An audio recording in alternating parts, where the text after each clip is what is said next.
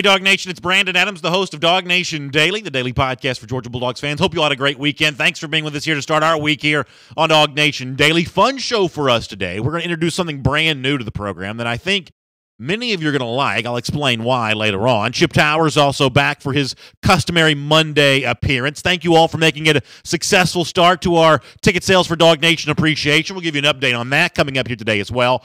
But we'll start the show with Zamir White and James Cook, two of the freshmen sensations Georgia added to its class of 2018, and why the outlook for them at Georgia this fall and for the next 3 to 4 years could be pretty good. We'll tell you all about it next as DawgNation Daily begins right now. Presented by DawgNation.com, this is DawgNation Daily, the daily podcast for Georgia Bulldogs fans.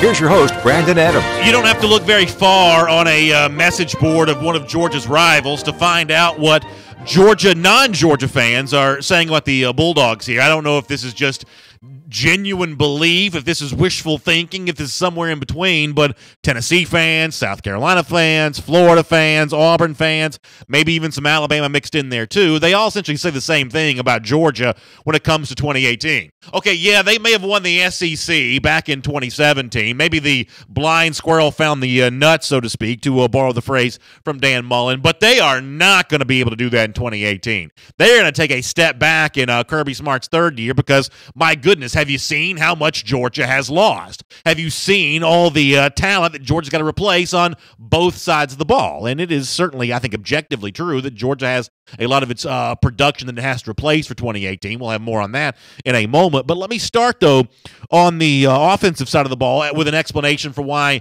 the situation may not be as dire as some Georgia fans think it is, or as many of the Georgia's rival fan bases hope that it is. And I thought that Jeff Sindell did a good job of kind of laying this out on DawgNation Daily when he's on the show on Friday. The subject kind of comes up of, you know, the two freshman running backs that Georgia signed back in December. The nation's number one running back, Zamir White, who right now is dealing with a bit of an injury, but is hopeful to recover and at least be able to contribute at some point before the 2018 season comes to an end. And the nation's number 3 running back, James Cook, who is kind of an interesting prospect in that, hey, he may spend some time kind of in the slot position. He may get some of those same play calls that Isaiah McKenzie once got at Georgia. That may be kind of a versatile role that James Cook eventually feels for UGA. But for right now, the two freshman running backs, Zamir White and James Cook, are on their way as part of the 2018 class. And they're going to draw comparisons to Nick Chubb and Sony Michel because they replaced Nick Chubb and Sony Michel after those two guys make their way to the NFL here coming up this spring.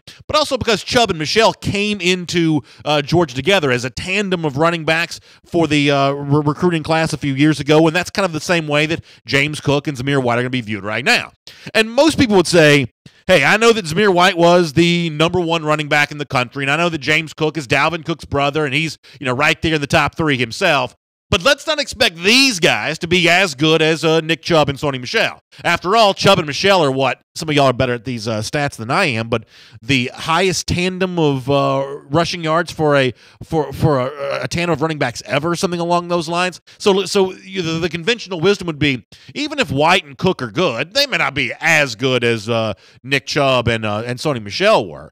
However, when Jeff Sindell was on DawgNation Daily on Friday, he at least suggested one way in which the outlook for Zamir White and James Cook could actually be better. That they may have one thing going for them that Chubb and Michel, for the most part, did not enjoy while they were at Georgia. I thought Jeff Sindell was very, very wise in how he described this on Friday. And for those of you who may have missed it, I want you to hear it one more time. Here is Jeff Sindell.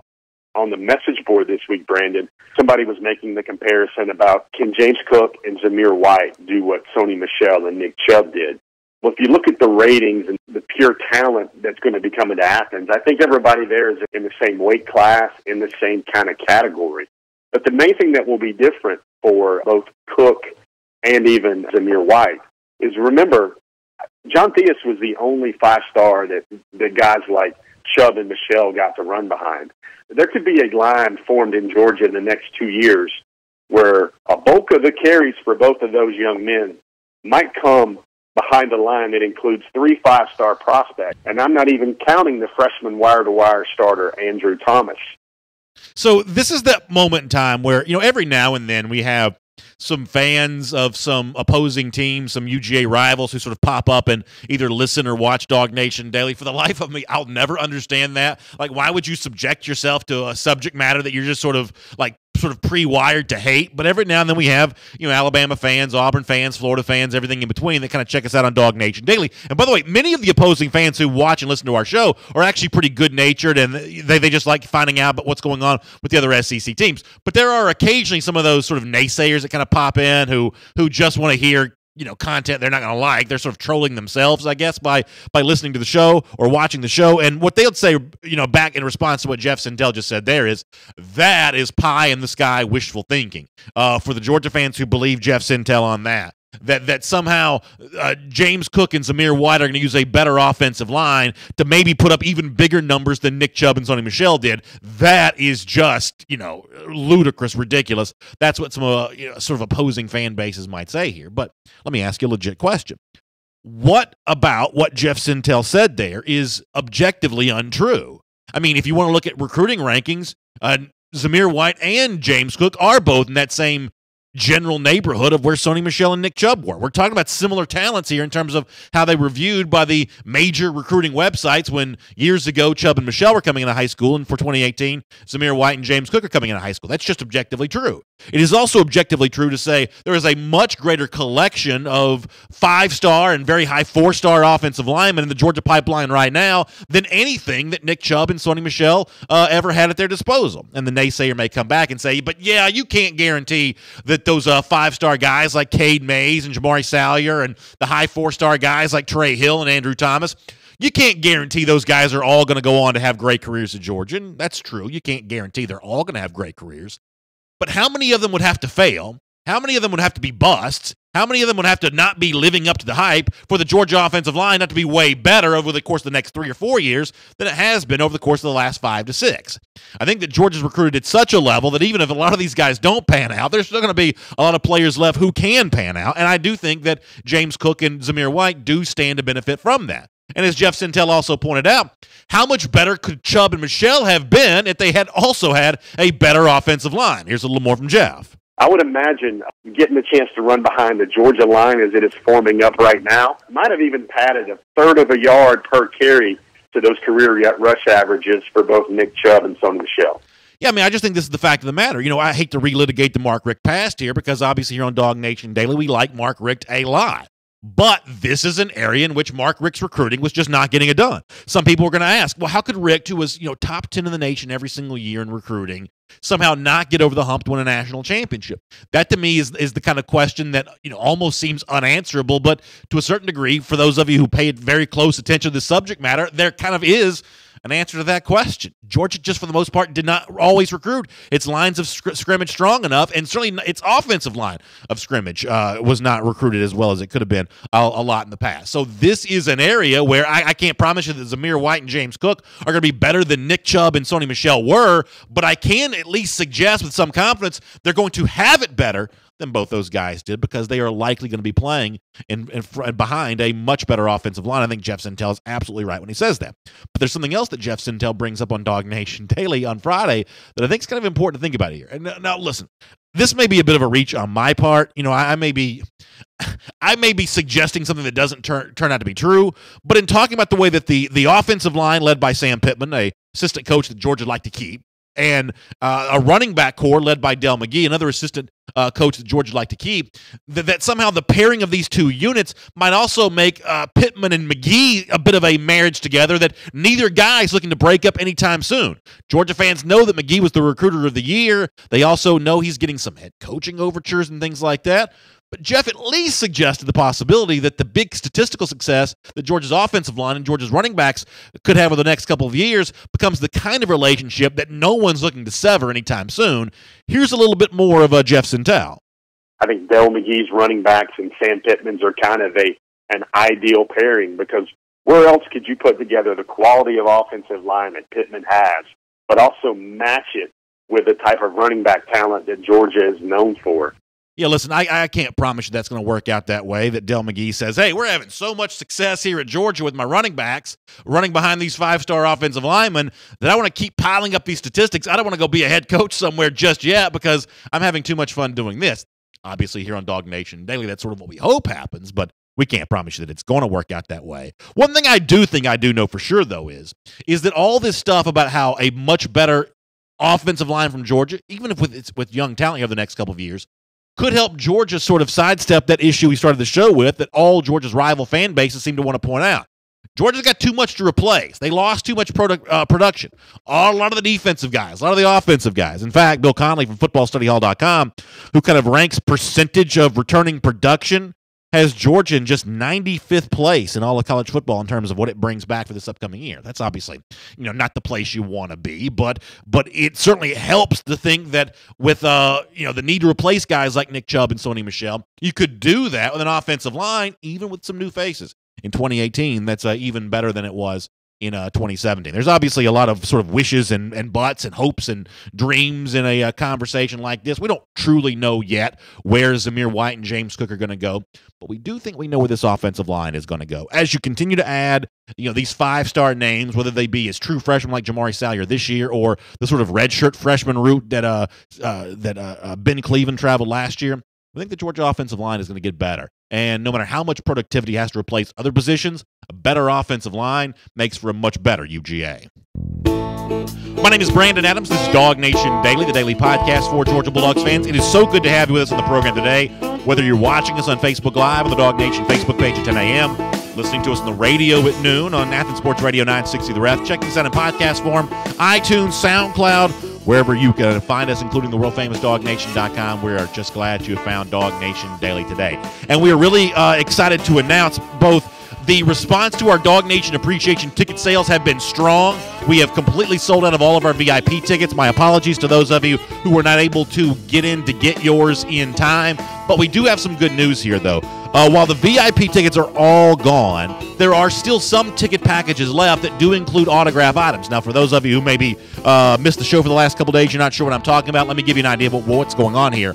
Coming up on Thursday, March the 15th, they're at the Coca-Cola Roxy at Battery, Atlanta. We're doing the very first ever Dog Nation Appreciation, a celebration of the great season that Georgia enjoyed in 2017. We are proud to welcome three very special guests. Georgia running backs Nick Chubb and Sony Michel, who just finished off a great career there at UGA, and the Butkus Award-winning linebacker Roquan Smith. They are all going to be in the building.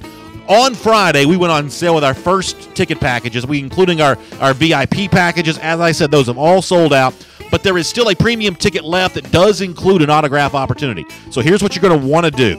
You got to go to DawgNation.com. We're going to make this really simple for you. Just go to DawgNation.com, and you can look right there on the main page, the main homepage. You should see a link for the Dog Nation Appreciation. You can go to that link, and you can get in and get your tickets. Now, for those of you who want the autograph situation, the autograph tickets, the premium tickets that include an autograph opportunity, those are very limited, and those are about to sell out here, too. The VIP tickets went in just a matter of a few minutes. The autograph tickets, which there are a few more of, they're only going to last for just a little bit longer. So please make sure you get those right now at DawgNation.com. And for those of you who just want to be a part of the event, it's going to be a great show. We're going to be on stage telling a lot of stories, reliving a lot of the special events there from the 2017 season. The great news is for general admission tickets start at just $49. So it's going to be an awesome night to share with all of Dog Nation as we really celebrate what was a terrific 2017. It's our Dog Nation Appreciation, Thursday, March 15th, Coca-Cola Roxy at the Battery of Atlanta. Go to the main page there at DawgNation.com. You should see a link for that. Of course, we'll have more on that throughout the day today and throughout the week. Cannot wait to tell you a whole lot more about Dog Nation Appreciation as it gets closer. Coming up here, though, in a matter of moments on Dog Nation Daily, we're going to get ready to welcome in Chip Towers to the program today. And one of the things we're going to talk about with Chip is something that Kirby Smart said back on National Signing Day and something that Chip Towers has written about here over the last couple days at DawgNation.com. That push for G-Day, which comes up on Saturday, April 21st this year, that push for another full house for G-Day this season. Now, the one thing that you won't hear this called is 93K Day this year because with the construction going on in the one end zone there, I don't believe there are 93,000 seats available to Georgia on G-Day. But Kirby Smart still wants a full house, and he challenged Georgia fans to do that when he spoke a couple Wednesdays ago. Here's Kirby. I want to call out the Dog Nation and call out all the fans because you really think about the tremendous job and give them a thanks as we went across the country and played, literally across the country and played. And we went to Notre Dame and played on the road at Vanderbilt, played a lot of games where our fan base turned out and did a tremendous job of support. I think that really helped us with recruiting. But now, G-Day is on Saturday, April 21st. And as we all know, every team that gets a new head coach in the SEC, what is the mantra? What is the battle cry for their fan base to turn out and really represent their teams? We need our fan base, who has done everything we've asked them to do, to turn out April 21st at 4 o'clock and be out there for G-Day in what we expect to be another sellout, packed opportunity to go out and represent the University of Georgia and show these kids in recruiting that it does matter and it is special here. I think Kirby Smart actually brings a pretty interesting point up when he speaks there, that I think spring game attendance this season, and this has always been the kind of thing that here on DawgNation Daily we've mostly had fun with. We like the idea of seeing how many Georgia fans Kirby can get to show up. We sort of like the arms race in that regard. The kind of attendance sort of comparison has mostly just been in fun in the past. But in 2018, there's a little more emphasis on this because there are a few new coaches in the SEC who obviously are going to want a lot of attention paid on their spring game. And obviously with the advent of new rules which enable official visits to take place during the spring and summer months, that means a lot of these folks are going to want to be doing this during the spring time of year. So Georgia's obviously looking to keep pace with its SEC brethren on this. We think that's exactly what is going to happen coming up on April 21st for G-Day. It's good to have you with us here on DawgNation Daily. For a little more on this subject and so much more, let's get ready to welcome in Chip Towers right now. From Athens and across the SEC or wherever the recruiting trail may lead, here's a DawgNation.com insider. Good to have Chip Towers here on DawgNation Daily. It would not be a Monday without him. We always enjoy our chance to catch up and talk a little UGA with Chip. And Chip, hope you're doing well. Hope you had a nice weekend. Thanks for being back with us on the program today. Wonderful to be here. Thank you for having me, Brandon. And, one of the things that we were just talking about before you joined us is something that you actually wrote about at DawgNation.com, which is Kirby's push to see, a full house for Georgia for G-Day here in 2018, at least as full as you can make it, given the fact that I'm sure a good number of seats are taken away by the ongoing construction. And what I was saying, Chip, is, I know you'll probably agree with this, that a lot of times this sort of arms race for attendance for spring games is a little bit more sort of made for theater as opposed to anything real and tangible. But this year there are new SEC head coaches who are going to want their own share of attention, which means Georgia wants to keep pace with that. And maybe more importantly than anything else, with the official visits that are going to be taking place in the spring and summer months for the first time ever, all of a sudden these spring games have a little added importance, don't they? Well, yeah, and I think you touched on it right there, and it really does sort of point to Kirby's competitive fire, that's in him. The fact of the matter is Dan Mullen is new at Florida. Jeremy Pruitt is new at Tennessee.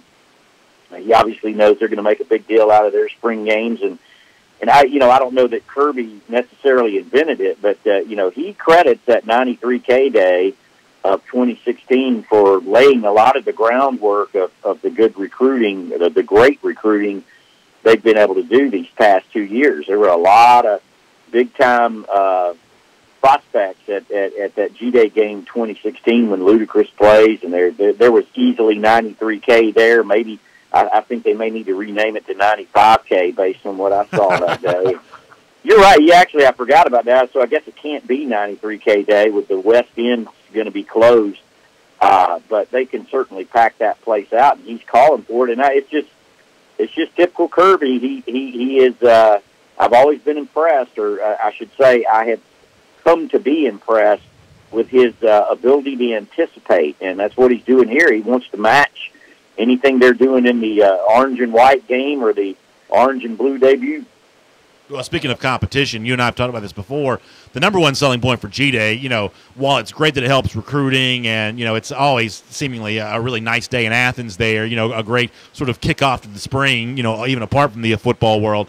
The number one selling point here is that debut of Justin Fields. And in the comment section on Facebook Live, people are kind of already talking about that Fields versus Fromm, game that day. That's what it's kind of going to be hyped as, certainly by people like me. And I got to admit to you, Chip, I am really curious to see Fields on that particular Saturday. I'm sure you probably are as well, maybe for some different reasons. But That's pretty good. That's a pretty good draw right there to see, one of the top quarterbacks in the country for the class of 2018 on a team opposite a guy that just led Georgia to a college football playoff. That's a pretty good quarterback showdown, is it not?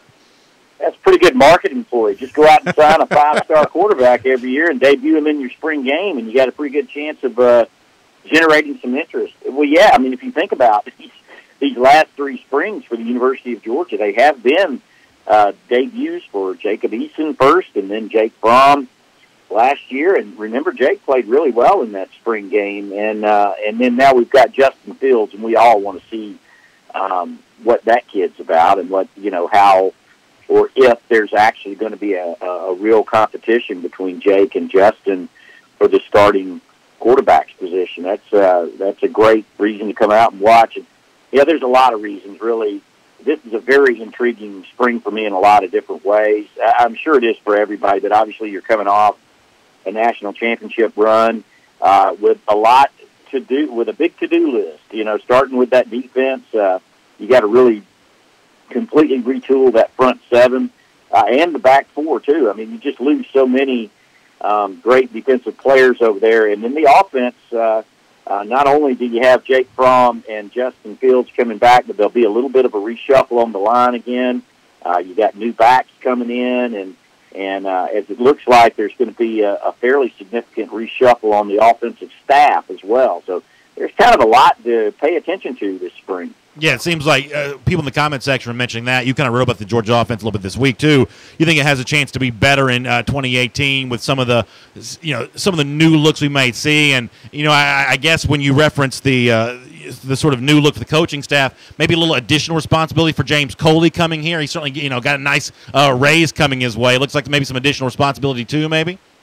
Yeah, well, you knew when he turned down the offensive coordinator's job for Jimbo Fisher at Texas A&M that there had to be, some redefinition of his responsibilities at Georgia. I mean, James Coley. Georgia was blessed to have James Coley coaching wide receivers the last couple of years because he's been a quarterback's coach and offensive coordinator and play caller, previous to his stint here at Georgia. So, he's certainly been capable of it. And Kirby hasn't broken this down for us, but it's not unusual to see an offensive coordinator such as Jim Chaney, what they call it in the business is a walk-around coordinator.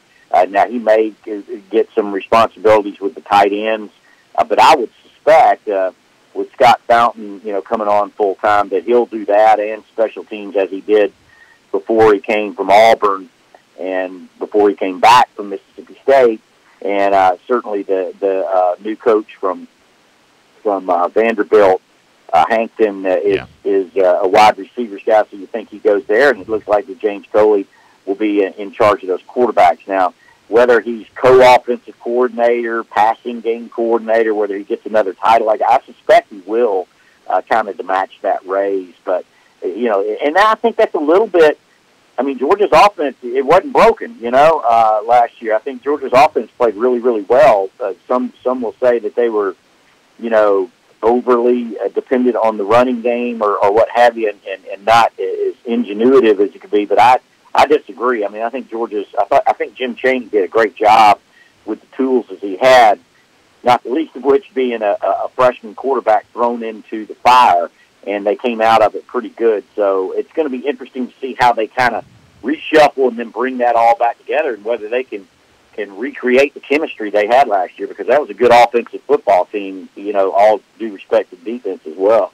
One of the things we talked about before you joined us here on DawgNation Daily, and you actually wrote about this a bit this week too, when it comes to James Cook and Zamir White. Now, we don't know about White's health fully yet for 2018, of course. My assumption is he's going to play eventually, but I don't know how early into the 2018 season that actually happens. But there's some rival Georgia fans out there who would say, well, listen, Georgia lost too much from 2017 to be very good. They're going to have a hard time repeating because of all the productivity that they have to replace in 2018 compared to what was happening in 2017. But as Jeff Sintel pointed out on DawgNation Daily on Friday, what potentially helps that is all those five-star names you had of that Georgia offensive line, both for 2018 and then 2019 and 2020.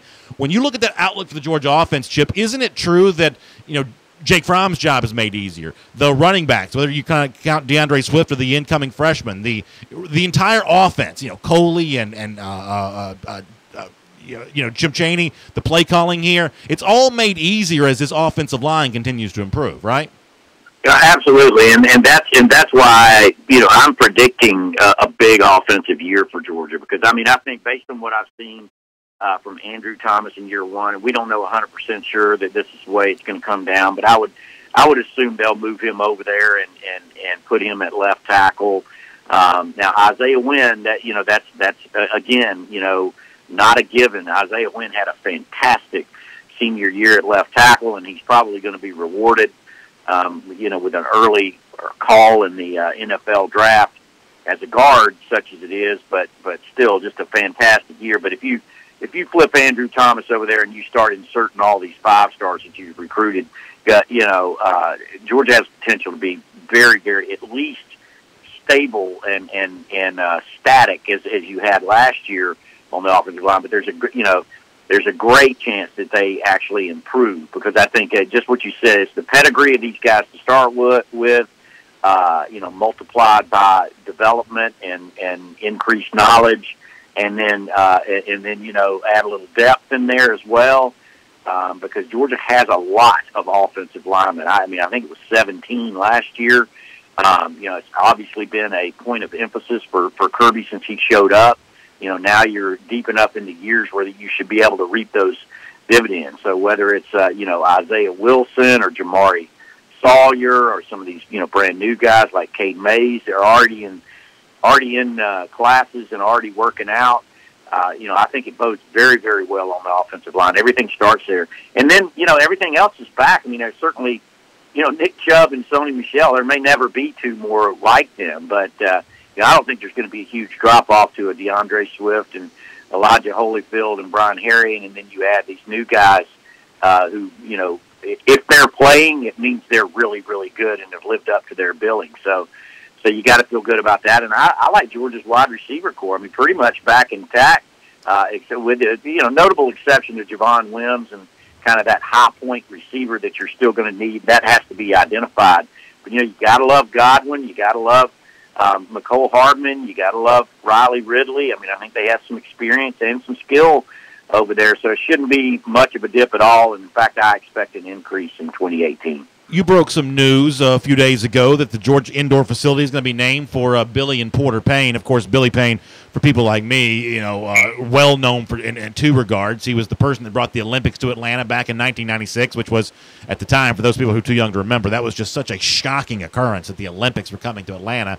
Wouldn't have happened without Billy Payne. Then went on to be what I think of as a very good chairman of Augusta National. Brought some really interesting changes to the great golf tournament, the Masters. And I will admit, I don't know as much about Porter Payne, but Chip, you're very well aware that he was well regarded long before any of us knew who Billy Payne was. This seems like a really good choice. Now, it's money that's going to make it possible because of the big donations that kind of came in on behalf of the Paynes here. But as far as distinguished alumni go, Billy Payne and his father Porter Payne, seems like a pretty good choice to be positioned on the name there for the indoor practice facility, right? Well, I think all due respect to Billy Payne and Porter Payne, I think they did this just so that they would be able to call it the House of Payne, right? I like that. You know that's what the players are going to call it, and that's what it is for them most of the time. Yeah, I like that. Yeah, Porter Payne was a real pillar of the community at Athens that a lot of old Athenians can tell you about. Before that, though, he had won 2 SEC championships with Georgia too on the 46 and 48 teams, I believe it was. Played way back then on the line of scrimmage, and then his son. And at this point, Billy Payne's kind of largely forgotten about as a football player. But he was a very good football. He was an All-SEC football player. Also played on 2 SEC championship games. He played on the end alongside Wild Bill Stanfield. On those great defenses of the 1960s. And the thing about it, the cool thing about Billy Payne, he actually came to Georgia like it seems like a lot of their great defensive players did, as an offensive player. He actually was a starter his first year eligibility. He didn't have freshman eligibility back then. as I think a tight end, a split end. He was just an end, they just called it back then. And but they made the switch to defense, and he ended up starting on his last two teams at defensive end and made some huge plays for Georgia, the scoop and score. I can't remember what that game was that he's famous for. So he was a great football player in his own right, but it's really what he did after he left the University of Georgia. And in addition to what you just talked about, bringing the Olympics to Atlanta and Augusta National, he's also made a lot of money, a lot of friends with money, in real estate investments in Atlanta. And that's kind of what, the end of the day was the friends of Billy Payne all got together and said, we need to honor Billy Payne on the occasion of his retirement. And what a great way and what a great benefit for Georgia. More than $10 million raised in the name of Billy Payne, who wanted his father's name on the building as well. So Billy and Porter Payne, indoor athletic facility, the House of Payne. By the way, I also love your idea, and we can finish with this. I love your idea about adding some more statues to the area outside Sanford Stadium. I just think sports statues are just one of the coolest things you can see. Anytime I travel anywhere, I want to see the various statues of the sports figures that are positioned either on a campus or a city somewhere like that. We got to get some more of these statues in Athens, don't we? Yeah, well, I get it. Georgia in general, if you think about the entire campus, there's not a ton of statues everywhere, and that's it's different at different places. We were just up at Notre Dame last year, and there's statues all over the place up there. Very well done and all that. There's not as many at the University of Georgia. Of course, there's now the Vince Dooley statue on the corner of Pinecrest and Lumpkin Street. A great statue, by the way, just maybe too far from the stadium. Yeah, it's just kind of, you can't, nobody really sees it on game day or nobody makes a special trip to it.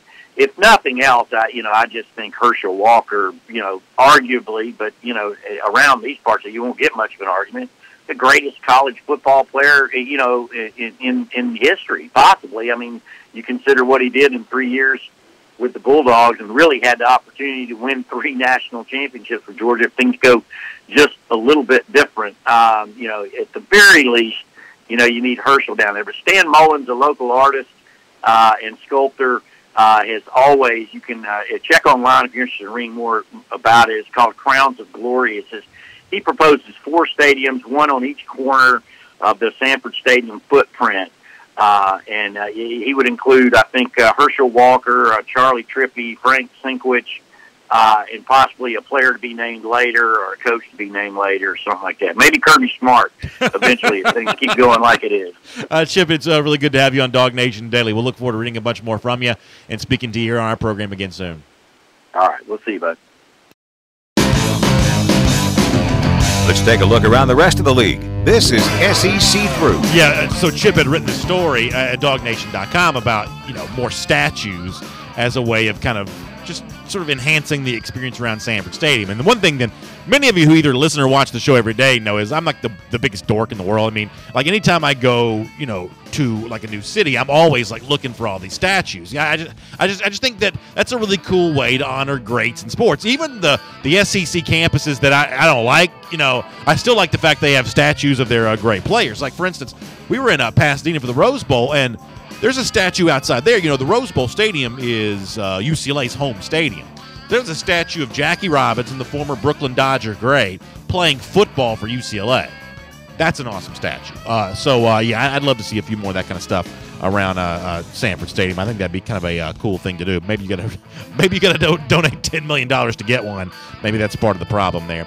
Matt Zenitz from AL.com. We referenced him on Friday in terms of Lance Jones, a potential candidate for the Alabama defensive line position coaching job. We also find out, according to Zenitz, AL.com, a couple other names surfacing here. Charlie Partridge, the former FAU head coach. Lance Thompson, a guy that has been with Nick Saban as an assistant before. They have both apparently interviewed for this job as well. So Saban doing his due diligence to find a defensive line coach here, and you'd expect him to do just that. And as we said on Friday, whoever ends up getting this job, or any of Nick Saban's available coaching jobs, you can always sort of draw a line and say, oh, this guy's got some recruiting experience here. Saban's not going to miss an opportunity when it comes to something like that. Everybody he brings in is going to eventually have some good recruiting experience, and the defensive line position will be no different here. By the way, speaking of Alabama, I guess they're getting set to open, which is, speaking of recruiting as well, what is I'm assuming believe is going to be an enhancement for recruits. Alabama is opening its own barber shop. They're connected to its football facility. Now, Hannah, who works with us every day, she was at Alabama. Were you there? Do you know where the barber shop is going to be? Is it, I mean, like right there just connected to the football facility, I guess, basically? Yeah, so she says it's going to be right there just basically connected to the football facility. And I will admit there would have been a time when I would have thought this was kind of dumb or like maybe unnecessary or just sort of like an extravagant luxury that really had no connection to reality. But the truth is, a couple years ago, I moved, and I didn't move like across the state, but I did move, about an hour or so away, 45 minutes, an hour away, far enough away that you got to find somebody new to cut your hair. And when you've been going to the same person for a long time, you got to find somebody new. All of a sudden, you do realize, you know what? It'd be kind of nice just to have this right here at my doorstep and have somebody sort of hand deliver a good barber to you or whatever. So I imagine the next generation of recruits probably will like the brand new Alabama barbershop. We'll have some photos for you on this on SEC Country Live. I'm not saying that's going to drive audience come see the barber's chair, but we will show you this on SEC Country Live a little later on today. So Pete the Mel from Yahoo Sports, who's been a reporter now for a long time, covering college football for various outlets, college sports as well. He goes on Feinbaum last week and suggests that the NCAA issues are kind of hanging over the Auburn program's head. He thinks it could cost Bruce Pearl his job, and Thamel suggests that he thinks it's unlikely that Pearl is back for what would be, I guess, the 2018-2019 season a year from now. And, I honestly have sort of conflicting feelings about this. I mean, yes, I sort of like poking fun at Auburn for having some NCAA issues, but I think you take the practical approach of whatever the FBI is investigating right now when it comes to college basketball doesn't seem to scandalize me very much. Now, I guess if you're not paying your taxes, that's a crime the FBI is going to come at you for, and some of this money was probably not taxed. But in terms of incentives driving the market when it comes to college basketball, that's what this is. I think what it leads to a question though is for Auburn. Was it worth it? I mean, Auburn, lost on Saturday, but could still be a very highly seeded NCAA team. Could make a big run in the postseason. But if it's only sort of a one-year wonder and Pearl's gone at the end of the year, was it all for nothing? That may be the issue that Auburn has to deal with here. Two other quick stories I want to get to. Blake Morgan at SECCountry.com, one of our Tennessee writers, predicting that he thinks that McBride, the young man who came in for a couple games at the end, could have an advantage over Jarrett Garantano to be the Tennessee starting quarterback for 2018. A little bit of a surprise to hear that coming out of somebody from Tennessee, but we'll certainly watch that as it moves on this spring. And then I also saw a couple of the Florida players tweeting out over the weekend about how hard they were working, and Nick Savage, the new strength and conditioning coach for Florida, and his strength and conditioning program over the weekend. It almost seemed like a sort of a concerted effort to all tweet this out. Florida's obviously trying to turn a new page. They think the new strength and conditioning program is going to help them do that. We shall see. We'll make that your SEC through.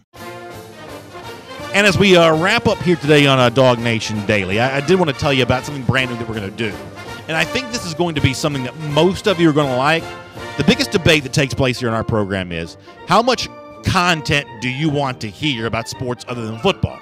Some of you make it very clear that you want football and nothing else. Some of you make it clear that you'd like to have a little basketball, a little baseball, a little gymnastics, a little whatever Georgia's doing, you want to support that. So for a while, we've been conflicted about how we serve both those audiences. The audience that only wants football, the audience that like to have some other stuff. We think we've decided a brand new way. We're introducing today what we're going to call the DawgNation Daily Double. And later on today at the forum, at forum.dawgnation.com, we're going to post a very short, it's only like 5 or 6 minutes long, but sort of addendum to DawgNation Daily, where we talk about the basketball win against Tennessee and everything else. So check that out at the forum later on today. And by the way, don't forget, 250 days from right now, Georgia beats Florida again. It's our Gatorade countdown. And for those of you on video, I'd love to have your feedback on this as we sort of begin this brand new era here in terms of trying to do a DawgNation Daily Double. As I said, some of you want the basketball, you want the baseball, you want the softball, you want all of that, even the sports that I don't really know that much about. Some of you don't want any of that whatsoever. So what we're going to try to do is serve both audiences. Those of you who want the extra stuff, we're going to give it to you in a special place. Hopefully we'll make it as easy for you to find as possible. Those of you that don't want it, you never have to hear it. You'll never hear me talk about the other stuff again. Now, there could obviously be the folks who say, yeah, we want it, but we have to go somewhere else to get it.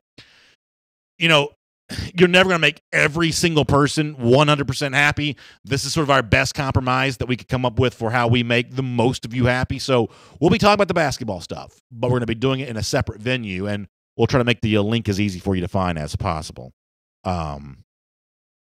Benevolent Zeus says that the Daily Double is a great compromise. Well, Benevolence, I'm happy to hear that you're happy about that. Thanks so much. Danny Smith says, whoever the Tennessee quarterback is, he's going to find the pit of misery quick. Dilly, dilly. Danny, that's a pretty funny line. I also think it's kind of interesting. Tennessee is one of those programs that's also thought to potentially be in the running for Keller Chris, the former Stanford quarterback who's going to transfer. Most of the stuff sort of happens later on in the spring anyway. So in addition to McBride and Garantano there, I guess there's also some thought that they could be in the mix for a transfer quarterback. Because remember, one thing that Pruitt wants to do is he wants to be more pro style. Whereas, Garantano, McBride, the other guys that had been on the roster were a little bit more dual threat type guys. So people continue to kind of weigh in on the other thing. Randy Hall says, new grandson born this morning. Future dog, 10 pounds, 21 inches long. Randy, that's a pretty impressive grandson you got there. Already 10 pounds, 21 inches long. It sounds like that's going to be a 4 or 5 star prospect here in a few years. But Randy, that's awesome news. Congratulations to you on that. And we appreciate you checking in here on DawgNation Daily to let us know that good news. Very, very proud to hear that. And it sounds like the family there is all healthy and doing well. So that's great news. Great news. Corey Collins likes the idea of the extra DawgNation segment, DawgNation Daily segment. He says, I only care about football and major wins, and I'm sure they'll come up occasionally. But, yeah, cool idea, solid compromise. Michael Morrow also says the Daily Double sounds like a good idea, but unfortunately you can't make everybody happy. That's true, but here on DawgNation Daily, while we can't make everybody happy, we are never going to stop trying to make as many people happy as possible. That's just – we didn't get to where we got by, disregarding the opinions of the people who click on this show every day, whether it be video or audio. So we're going to keep doing that as much as we possibly can. Now, by the way, for those of you who may be watching the video right now who listen to the radio folks are going to get the Daily Double just added into their show.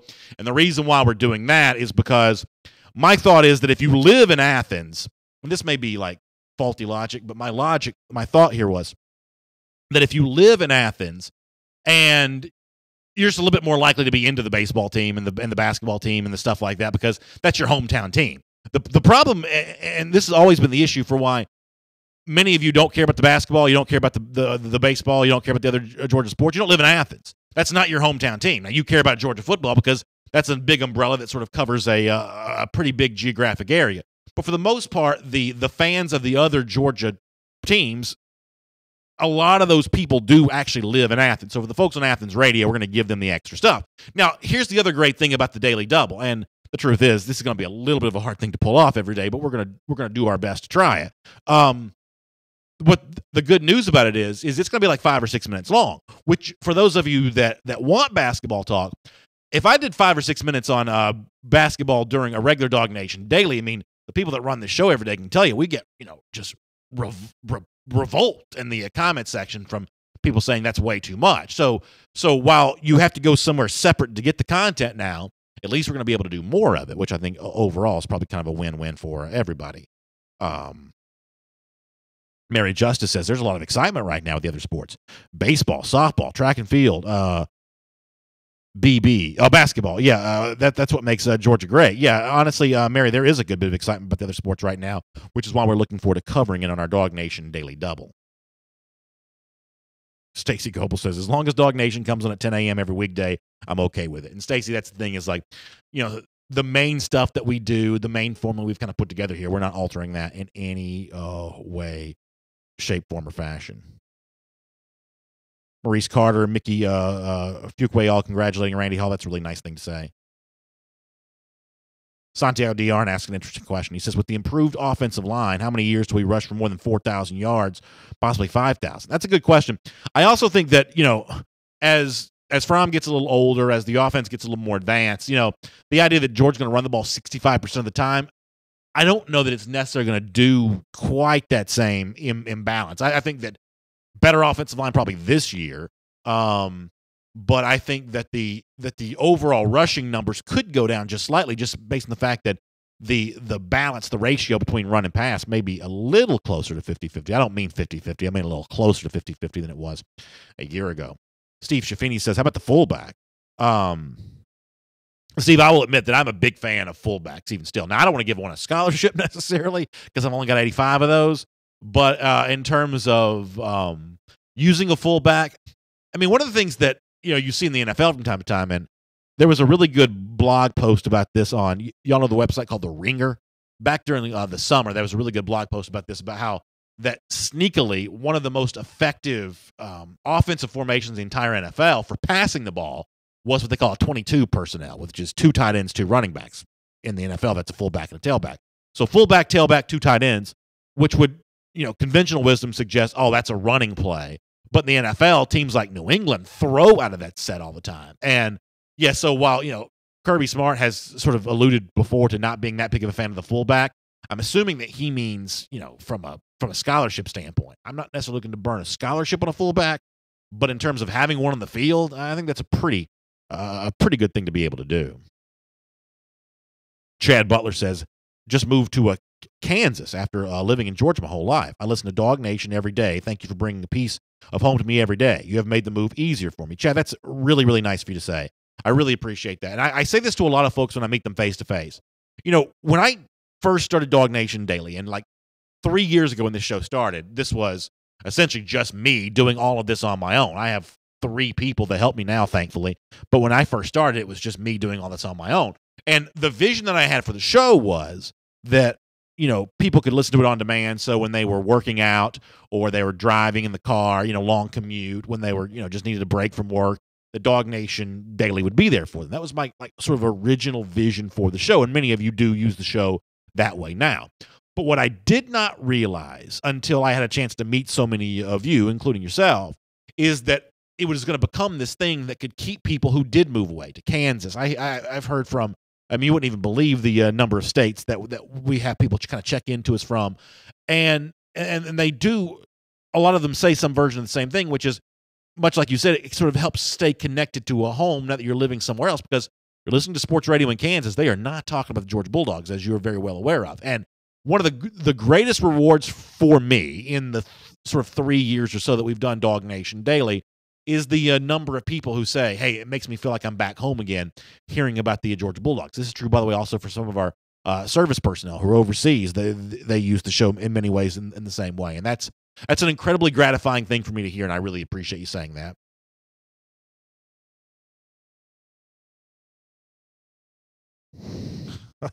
Matthew Kennedy says, my granddaddy always talks about how he remembers Danny Ford swallowing his dip and turning green when Kevin Butler kicked the game-winning field goal. Matthew, that's a great story. I say this to a lot of people, and those of you who are, Matthew's age, probably my age, you'll remember this. A lot of people find this hard to believe. When I was a kid growing up in the 80s, I just turned 41. So, my childhood, my elementary school years were the 80s. And that's when I became, just obsessive Georgia fan. It is really hard to put into words how much Georgia and Clemson hated each other back. We do the Gator Hater countdown here on DawgNation Daily because we obviously, love the Georgia-Florida rivalry and love the idea that's still a very big deal. That's just a cool thing to us here. But growing up, and Graham Nicholson's kind of saying the same thing. It's a must rivalry for us. Y'all, Georgia-Clemson was incredible. Played every year. Back then it was really weird. There were 10 SEC teams, but you only played a 6-game SEC schedule. So in an 11-game season, only half your games were SEC games, or at least, they're about half your games were SEC games. So Georgia played South Carolina virtually every year. That was not an SEC game at the time. They were an independent. Played Clemson. When I was growing up, played Clemson every year. I don't know how many years in a row Georgia played Clemson. I just know that when I was growing up, it was Clemson every year. And then sometime around 90, 91, that stopped when the divisional play began. That's when that kind of ended. You added the extra SEC games. But for that full decade of the 80s, playing Clemson every year was like a monster deal. And yeah, there were some great Georgia wins, like the Butler kick. There were some heartbreaking losses that, still kind of stick with you. There was, the embarrassing deal. Was it 89? 89 that Georgia went to Clemson. It was Goff's, I think, first or second year. 89 was his first year. I can't remember if this game was 89 or 90. And Like Wayne Simmons, like stepped on a Georgia player's chest. Larry Munson was in bad health that day, not able to do the game. Dave O'Brien, I believe, who went on to work at ESPN, did Georgia play-by-play that day. You're talking about like sort of a dark age for Georgia football. You've got Munson in his prime not doing a game. You've got Georgia on the road at Clemson just absolutely getting walloped like 34-3. This was not a good day. But the Georgia Clemson rivalry was, I don't know what maybe get onto that game, but the Georgia Clemson rivalry was great. Great. Brian Freeman says, still got to talk some basketball in season. The great news is for our DawgNation Daily Double, we're going to be able to talk a lot of basketball every single day right there, and it's going to be a lot of fun. Jason Lambert says, hey, BA, do you think that we might try to working in Justin Fields like Florida used to do when Tebow was a freshman behind Leak? I just don't see Fields getting a red shirt, too much talent not to play. Yeah, I think you're right about that. I think he is too talented to do a red shirt, and whether it be like in a traditional backup role, because here's the one thing you got to think about here. Georgia, and I don't want to get too ahead of myself here, but I think there's a really good chance this turns out to be true. Georgia has a chance to be good enough in 2018 that there's some comfortable leads, and there are more opportunities to play a backup quarterback. So while you may need to come up with some special packages to get Justin Fields in games, there's also a chance that he gets a decent amount of experience just because Georgia's up 42-0. That's going to happen some in 2018. And you're going to be able to get Fields some playing time there that way. Now, you may still want to get him involved in a close game from time to time. I would certainly understand that. But just in a traditional backup role, there could be some opportunities for Georgia in that regard this season. Alan Verbanchik says, I think Nate McBride would make a pretty good fullback. Yeah, that's kind of an interesting thought right there, Alan. That's pretty interesting.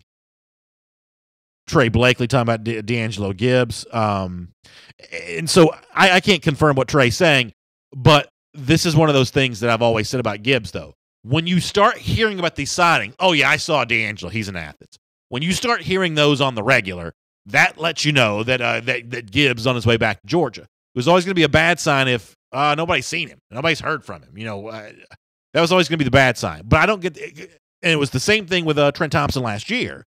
Thompson was, away from the team during spring, not going to spring semester classes. But, I mean, Chip and Seth and all those guys in Athens, they saw him all the time. So if he is visible to a lot of people in the Classic City, that was going to be a sign that Thompson was coming back to play.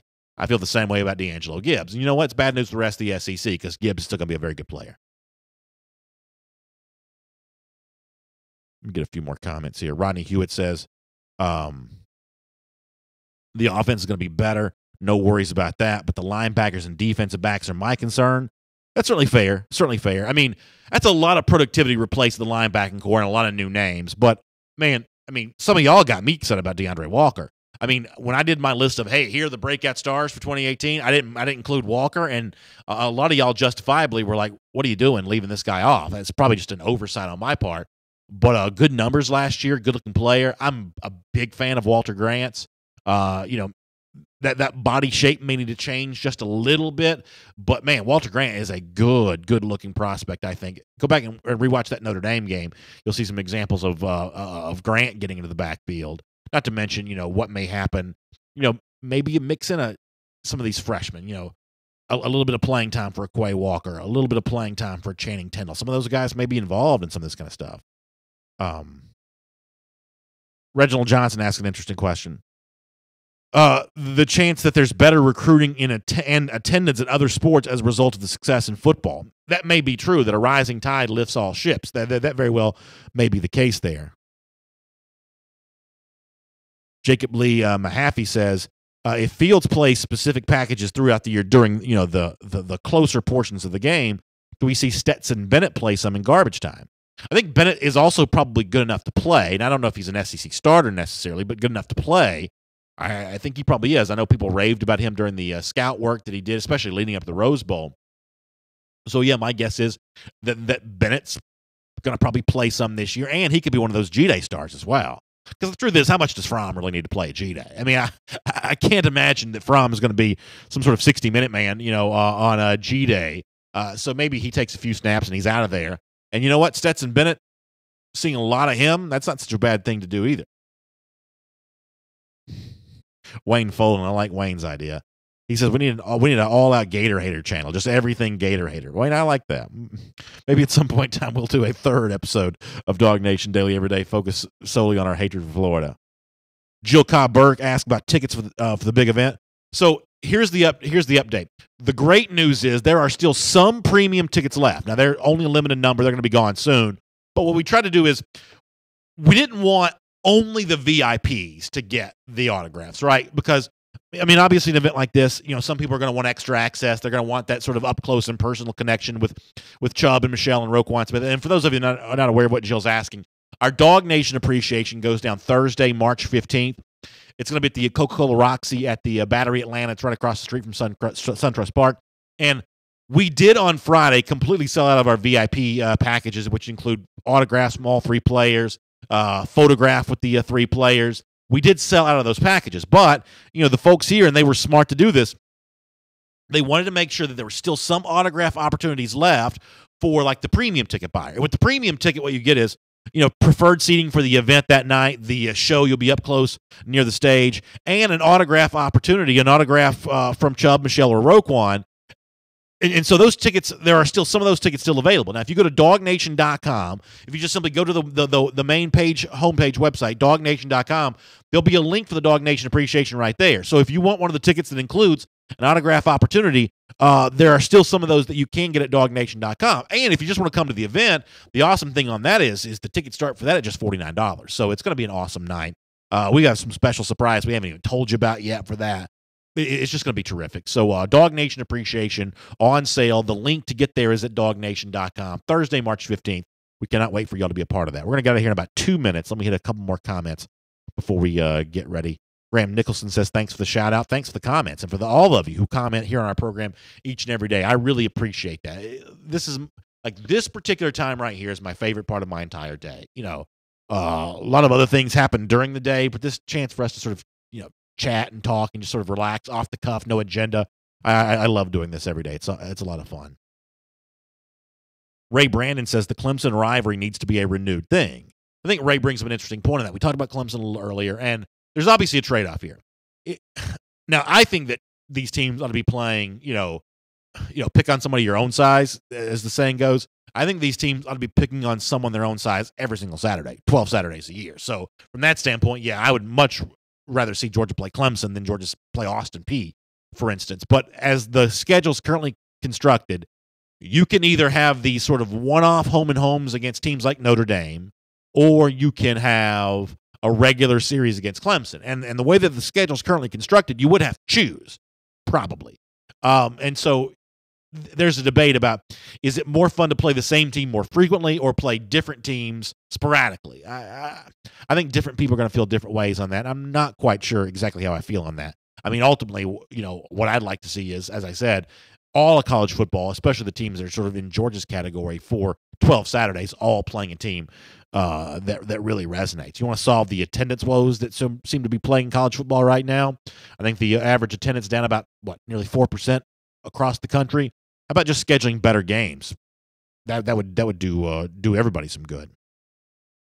Steve Shaffini says, believe the Clemson series stopped in 95. You may be right about that, Steve, because I mentioned stopping in 91. I know that's not the case because Georgia beat a top 10 ranked, maybe even top 5 ranked Clemson in Athens in October of 1991. The same night, now I live in Atlanta, grew up a big Braves fan. Same night the Braves won the division for the first time really in my lifetime in 1991. That worst first, Miracle Braves team. They won the division that afternoon, and Georgia beat Clemson that night. That was a fun day for a young sports fan. I can promise you. I can promise you that. Diedrich Frazier says the Georgia-Clemson rivalry was his favorite as a kid. It was a lot of fun.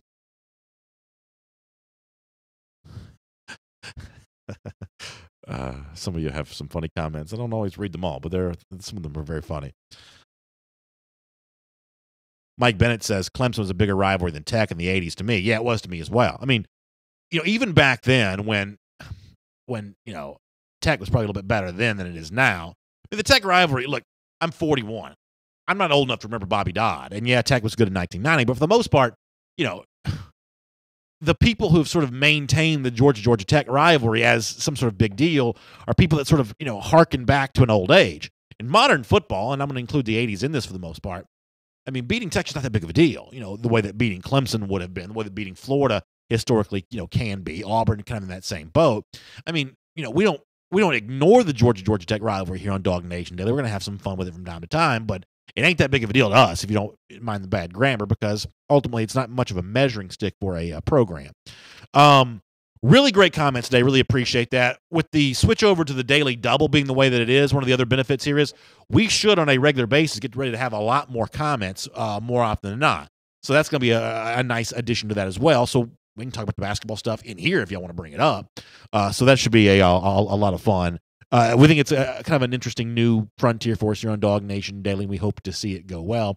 We appreciate you watching the show today. If you missed a portion of our broadcast, we'll have the podcast up for you at iTunes, SoundCloud, the world-famous DawgNation.com. Love to have you join us at 3 p.m. Eastern Time this afternoon for SEC Country Live. No Mike Johnson today, by the way. Mike, on his way back from Daytona. He was at the Daytona 500 yesterday, so we'll give him the day off today. But we'll still do SEC Country Live, and we'll see you at 3 p.m. Eastern Time for that. And then I'll see you back here again tomorrow morning at 10 a.m. for another episode of DawgNation Daily Live. Y'all have a great day. Enjoy if you're living here in Georgia, what should be pretty nice weather this week. We'll talk to you later.